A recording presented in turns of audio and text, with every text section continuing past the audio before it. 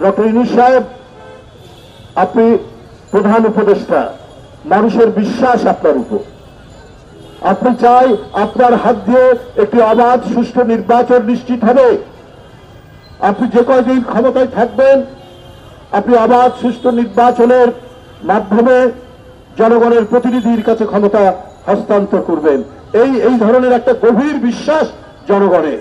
কিন্তু যদি গড়িমসি হয় তাহলে তো এটা ভিন্ন মাত্রা নেবে।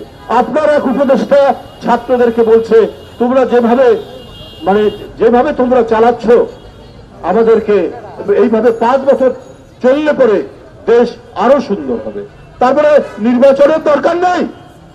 গণতন্ত্রের যে নিশ্চয়তাগুলো আছে, আপনার আইনের শাসন, ন্যায় বিচার, আদালতের ন্যায় বিচার এবং সংবাদপত্রের স্বাধীনতা, এগুলো তো গণতন্ত্রের উপাদান।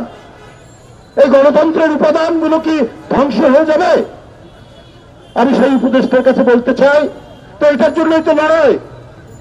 জুলাই আগস্টের যে আন্দোলন, চূড়ান্ত আন্দোলন, এটা তো 15 বছরের যে গণতন্ত্রকামী রাজনৈতিক দল বিএনপির নেতৃত্বে যে আন্দোলন করেছে তার তো চূড়ান্ত বহিঃপ্রকাশ। এটাকে আপনারা বিভাজন করছেন কেন? এই 15 বছরের মধ্যে ইলিয়াস নেই, সুমন নেই, চৌধুরী আলম নেই, অদৃশ্য করা হয়েছে। এদেরকে কেন করা হয়েছে? কারণ এরা সোচ্চার ছিল অবাধ সুষ্ঠু নির্বাচন এবং ফ্যাসিবাদ থেকে বাংলাদেশের মুক্তি ঘটানো। এই কারণে তো জীবন দিয়েছে। সেই জীবনের একটা চূড়ান্ত বহিঃপ্রকাশ দেখলাম। শিশু, তরুণ, কিশোররা জুলাই আগস্টে তারা জীবন দিয়ে শেখ হাসিনাকে বিতরণ করেছে।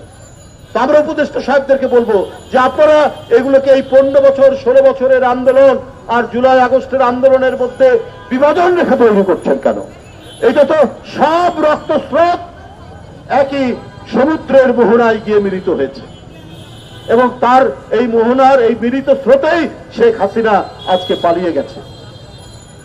আপনাদেরকে বলবো যে আপনারা যে কদিন আছেন মানুষের কল্যাণের জন্য কাজ করুন।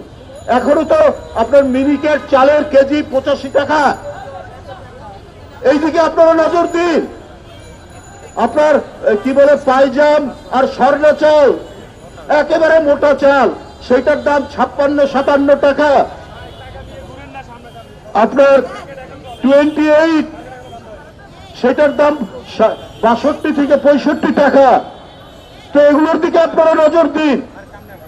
আপনারা ছাত্রদেরকে কি সবক দিচ্ছেন? তাদেরকে তো আরেকটা ফ্যাসিবাদের দিকে অথবা ডিক্টেটরশিপের দিকে আপনারা প্রলোভন দেখাচ্ছেন। এইটা তো ঠিক নয়।